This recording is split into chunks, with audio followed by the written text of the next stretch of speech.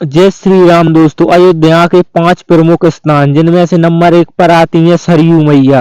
कहा जाता है दोस्तों सब तीर्थ बार बार और सरयू जी के दर्शन एक ही बार। कहा जाता है जब लक्ष्मण जी ने 4 धाम की यात्रा प्रकट की थी तब राम जी ने कहा था कि पहले तुम सुबह एक बार सरयू जी में स्नान कर लो, इसके बाद चले जाना। जब वो यहाँ पर आए तो यहाँ पर चारों धाम से लोग स्नान करने के लिए आते थे और वह सुबह 4 बजे इसमें स्नान नहीं कर पाए। तब जाकर उन्होंने भगवान से कहा तो भगवान ने कहा कि सारे तीर्थ अपनी सरयू जी में ही हैं, फिर आप और कहीं क्यों जा रहे हैं। तो कुछ इस प्रकार है सरयू मैया की कथा। अगर आप अयोध्या आते हैं तो सरयू मैया में स्नान अवश्य करें। अभी आप देख सकते हैं काफी श्रद्धालु सरयू जी में स्नान कर रहे हैं और बड़े ही प्रेम के साथ। तो इसके बाद जब आप आगे बढ़ेंगे तो अयोध्या की गलियों में घूमते हुए आप वहां से सीधे हनुमानगढ़ी के लिए पहुंचेंगे। कहा जाता है दोस्तों कोई भी बाहरी यात्री आता है तो सबसे पहले उसे हनुमानगढ़ी के महाराज श्री हनुमान जी से आज्ञा लेनी पड़ती है, इसके बाद ही वह बाकी अयोध्या में दर्शन के लिए जा सकता है। जब श्री राम से हनुमान जी ने रहने के लिए मुकाम मांगा था तब श्री राम की आज्ञा से ही हनुमान जी यहाँ पर निवास करने लगे।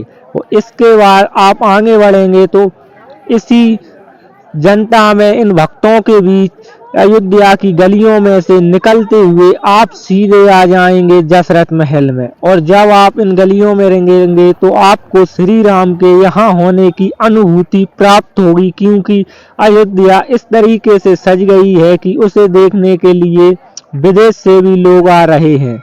और इसके बाद आप सीधे पहुंचेंगे कनक महल। कहा जाता है दोस्तों सीता जी को कैकई ने यह महल मुंह दिखाई में दिया था और श्री राम और सीता जी यहीं पर निवास करते थे, इसीलिए इस महल को कनक भवन कहा गया है।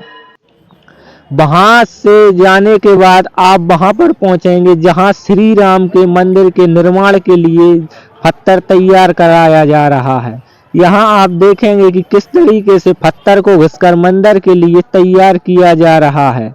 और अयोध्या की गलियों में भी आपको कई मंदिर देखने को मिलेंगे, ऐसा लगेगा कि जन्मभूमि यही है। और अयोध्या की गली गली इस तरह सजाई गई है प्राण प्रतिष्ठा के लिए कि मानो राम पहले ही अयोध्या में आ चुके हैं।